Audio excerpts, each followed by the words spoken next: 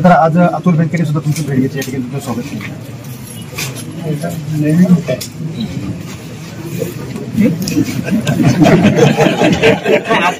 राष्ट्रवादी काँग्रेस शरदचंद्र पवार पक्ष देतील अशी सुद्धा चर्चा पण ते अजित पवार गटात आहेत ना, राष्ट्रवादी काँग्रेस 2 ठिकाणी. आज तुमची त्याची चर्चा झाली नक्की काय? अनेक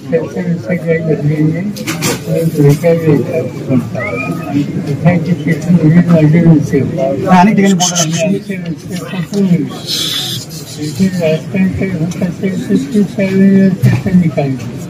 त्याची काही इथे चर्चा करण्याची काही कारण आणि पवार गटाचे अनेक साधी दिवसाची आहे की कालच्या लोकसभेच्या निवडणुकीमध्ये ज्यांनी राष्ट्रवादीचं उमेदवाराचं काम केलं ते आमचे.